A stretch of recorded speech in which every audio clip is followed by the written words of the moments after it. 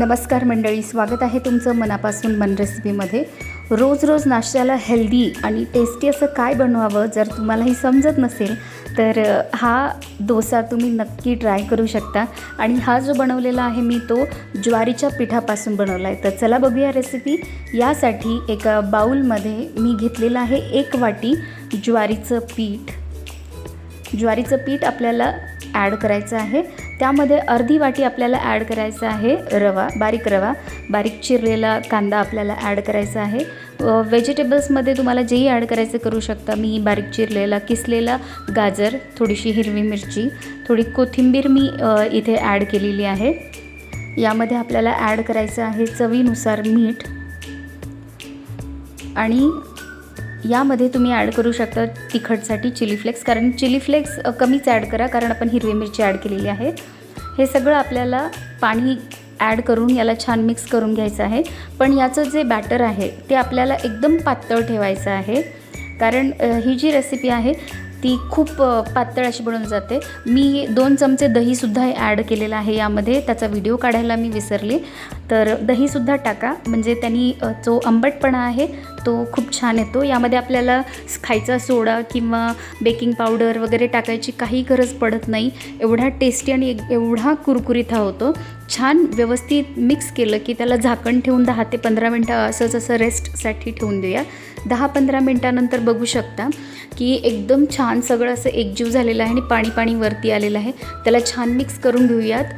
ही जी consistency आहे हीच आपल्याला या बॅटरची ठेवायची आहे, बघू शकता। यानंतर पॅनवरती आपल्याला तेल लावायचं आहे।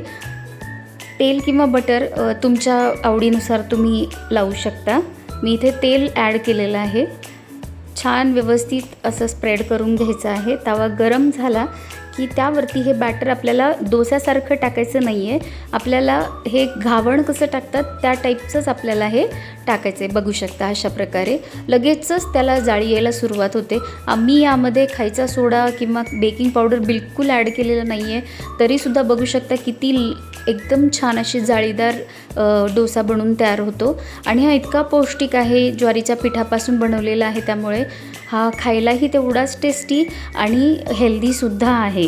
तर बघू शकता त्याला थोडा वेळ तुम्ही असंच ठेवा आणि त्यावरतून थोडंसं तुम्ही तेल ॲड करू शकता किंवा बटरही तुम्हाला वाटत असेल तर तुम्ही ॲड करू शकता। छान व्यवस्थित त्याला कमी गॅसवरती त्याला एकदम असं क्रिस्पी होऊ द्यायचं आहे, बघू शकता।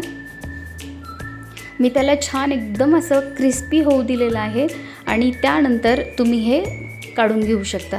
तर एकदम छान एकदम कुरकुरीत असा हा डोसा लागतो, बघू शकता किती पातळ हा झालेला आहे। तर त्याला थोडा वेळ असंच गॅसवरती ठेवून द्यायचं आहे आपल्याला, तव्यावरती, गरम तव्यावर। आणि बघू शकता मी मुद्दामून इथे त्याचा क्रिस्पीनेस दाखवण्यासाठी मी तुम्हाला जो व्हॉईस आहे तो मी सुरू ठेवलेला आहे, कारण घरी इतकी गर्दी असते, इतकं सगळं बडबड असतं, टी व्ही चालू असतो, त्याच्यामुळे आवाज थोडासा व्यवस्थित येत नाही, त्यामुळे मी जास्त आवाज ठेवतच नाही। तर बघू शकता तुम्ही क्रिस्पीनेस किती एकदम क्रंची येतो,